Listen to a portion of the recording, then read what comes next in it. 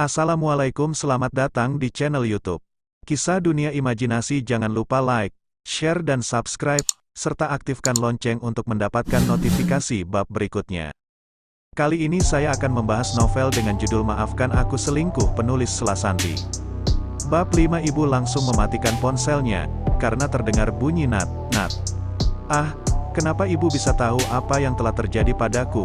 Apakah ibu punya ilmu kebatinan? Aku langsung memasukkan ponsel ke dalam saku baju. Mobil taksi online telah sampai di bandara dan sudah ada Ari yang telah menungguku. "Hei, bro, Tita mana?" tanya Ari sembari melihat ke arah belakangku.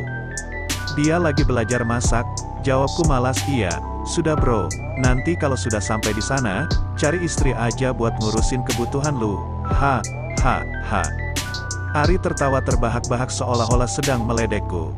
Sahabat macam apa sih Ari, yang terus menyuruh aku untuk selalu menikah lagi? Aku pun sudah sampai di Bandara Patimura, juga dikenal sebagai Bandar Udara Ambon, adalah sebuah bandar udara yang terletak di kota Ambon, Provinsi Maluku, Indonesia. Ku langkahkan kaki dan mengucap alhamdulillah. Setelah sampai di bandara, usai keluar dari bandara, aku pun mengucapkan bismillahirrohmanirrohim, memohon kepada Yang Maha Kuasa agar dipermudah semua kerjaanku. Saat telah naik mobil jemputan dari pihak developer, aku langsung menghubungi ibu. Dialah orang pertama yang harus aku hubungi saat telah sampai di tempat aku bekerja. Karena berkat doa dari ibu, semua pekerjaan aku lancar. Kalau meminta doa dari istri, itu tidak akan mungkin, karena dia jarang sekali beribadah, kerjanya hanya ke salon, dan bertemu dengan geng sosialitanya. Aku berharap dia ikut dalam kajian di majelis daerah komplek perumahan kami. Tapi itu rasanya tidak mungkin, karena dia sangat alergi dengan ibu-ibu yang terlihat kampungan. "Pak, sudah sampai?" "Ah, iya." Aku langsung menghentikan lamunanku tentang Tita. "Ketemu sama siapa ya, Pak?" tanyaku pada Edward yang merupakan supir perusahaan. "Pak Ronald Stephen, dia pemilik perusahaan developer," kata Edward. "Baik, terima kasih atas tumpangnya." Aku memberikannya uang tip kepada Edward sembari berjabat tangan. "Terima kasih," jawabnya seraya menerima uang dariku. Aku pun berjalan menuju perusahaan developer, untuk memberikan surat kontrak perjanjian yang telah disepakati antara Ari dan Ronald. Aku hanya membawa 2 koper besar untuk tinggal selama sebulan di Maluku. "Permisi, apakah ada Pak Ronald?" tanyaku pada seorang wanita yang berjaga di depan meja resepsionis. "Ada di ruangannya. Maaf, apakah sudah buat janji dengan Pak Ronald?" tanyanya seraya melihat 2 koper besar di sebelah kanan dan kiriku. "Sudah, dan aku akan memberikan surat perjanjian kepadanya." Aku memberikan selembar surat perjanjian kepada resepsionis yang berjaga. "Baiklah, aku akan menghubungi Pak Ronald." Resepsionis itu pun langsung menghubungi Pak Ronald. Selang beberapa detik kemudian, resepsionis itu menyuruh aku masuk ke dalam ruangan Pak Ronald. "Mbak, boleh aku nitip koper di sini?" tanyaku. "Silakan pinggirkan ke dinding sebelah kiri." Resepsionis dengan wajah khas Maluku itu menyuruhku meminggirkan koper. "Tolong jagain ya, Mbak." Aku pun bergegas menuju ruangan Pak Ronald. Tok, tok, tok. Aku mengetuk pintu ruangan, dan terdengar jawaban dari arah dalam. "Silakan masuk," sahutnya dari dalam ruangan. Aku pun masuk ke dalam ruangan Pak Ronald yang ukurannya hanya 5 kali 5 meter saja. Ruangan yang tidak begitu luas karena dia mengontrak di sebuah ruko kecil berlantai 2.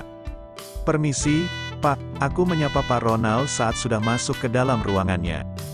"Pak Fahri," ucapnya memanggilku. "Iya," jawabku. "Silakan masuk," katanya menyuruh aku masuk ke dalam. Aku pun masuk ke dalam ruangan Pak Ronald, lalu duduk di hadapannya.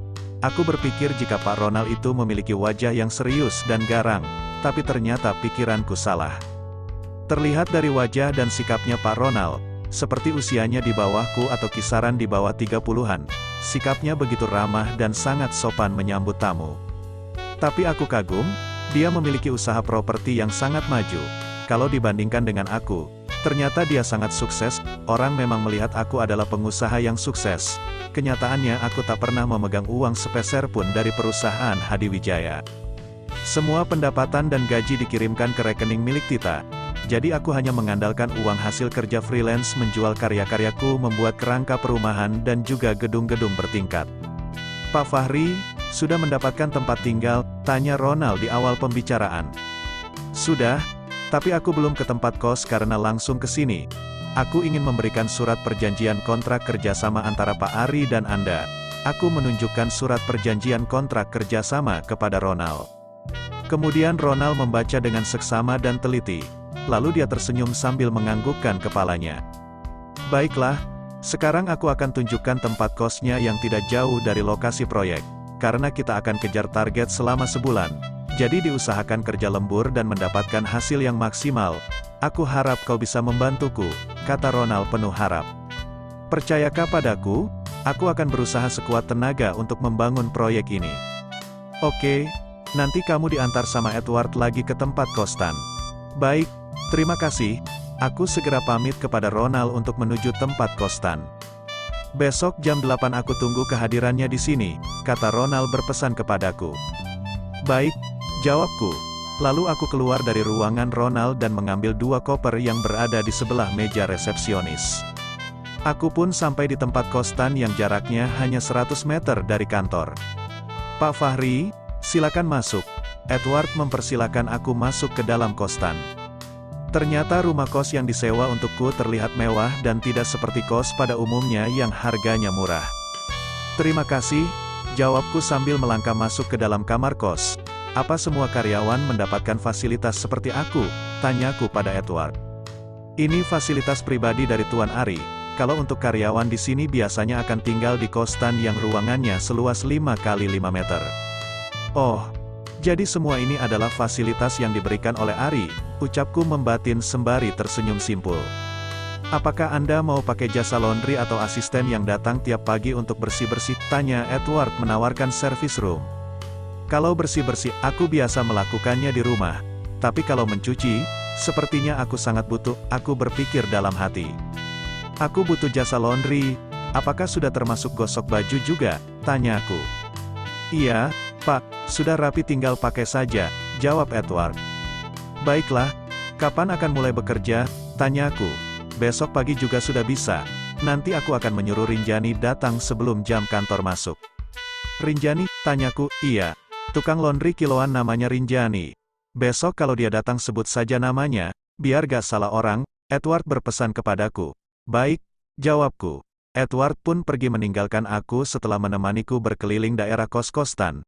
Terima kasih telah membaca di awal bab 5. Bantu dukung karyaku dengan cara like, share, subscribe, serta berikan komentar jika kamu suka sama ceritanya. Wassalamualaikum.